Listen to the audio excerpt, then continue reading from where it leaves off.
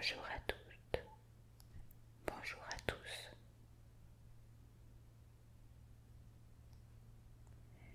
Suite de l'œuvre de Victor Hugo.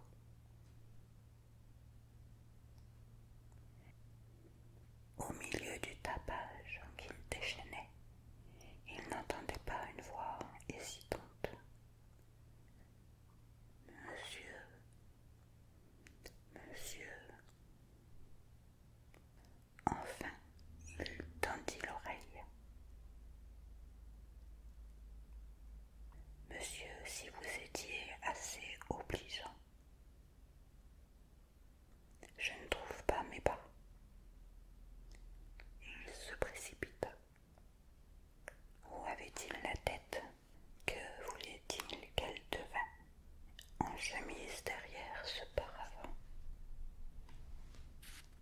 Sans les bas et les jupes qu'il avait étendus au soleil. Les bas étaient secs, il s'en assura en les frottant doucement. Puis il les passa par-dessus la main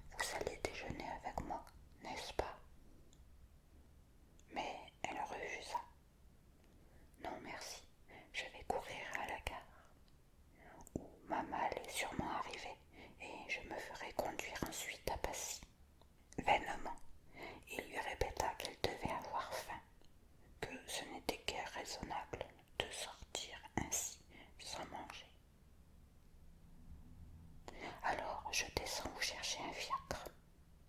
Non, je vous en prie, ne vous donnez pas cette peine. Voyons, vous ne pouvez faire un pareil voyage à pied. Permettez-moi au moins de vous accompagner jusqu'à la station de voiture, puisque vous ne connaissez point Paris. Non, non, je n'ai pas besoin de vous. Si vous voulez être aimable, laissez-moi m'en aller toute seule. C'était un parti pris.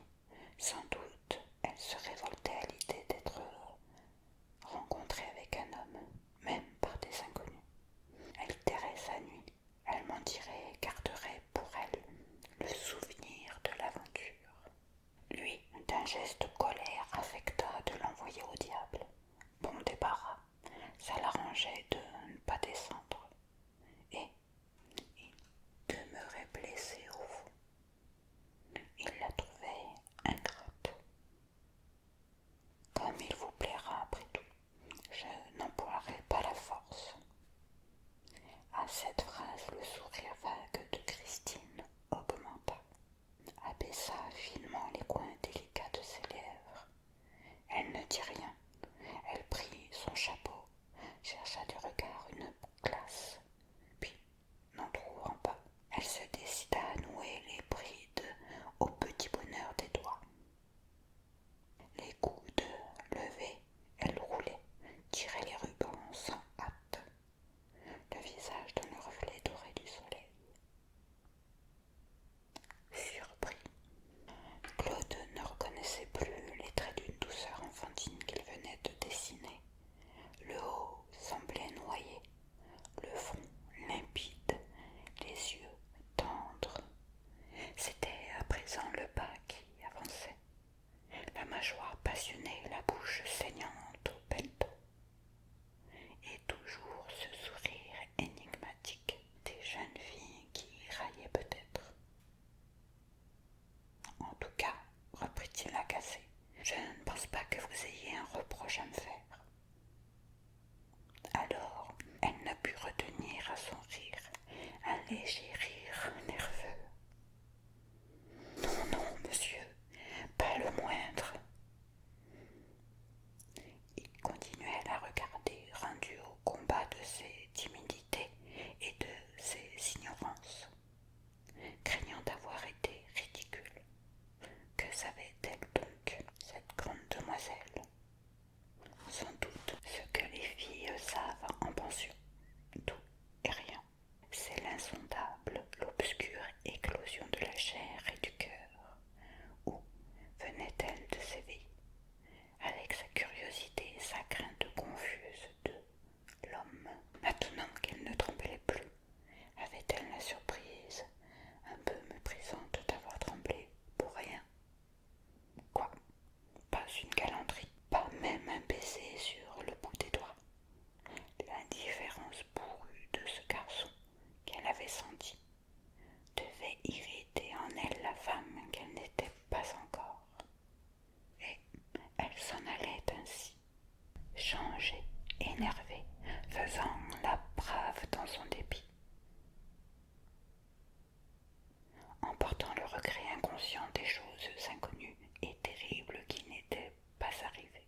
Vous dites, reprit-elle en devenant grave, que la station de voiture est au bout du pont, sur l'autre quai. Oui, à l'endroit où il y a un bouquet d'arbres. Elle avait achevé de nouer ses brides.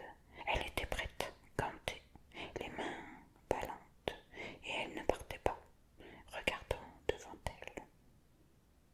Ses yeux ayant rencontré la grande toile tournée contre le mur, elle eut envie de demander à la voir, puis elle n'osa pas.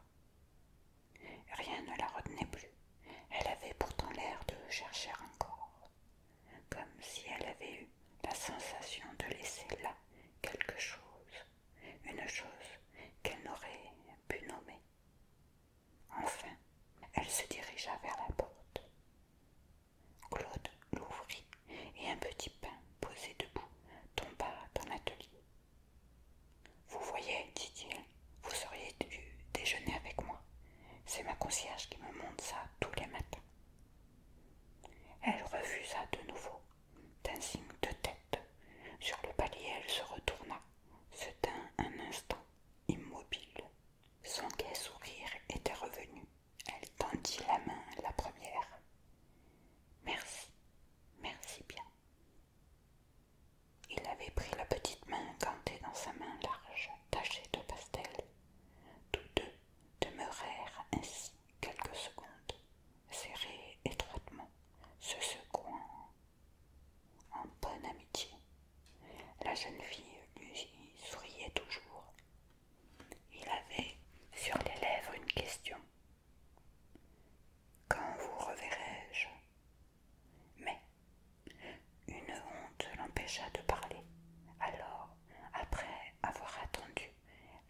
engagea sa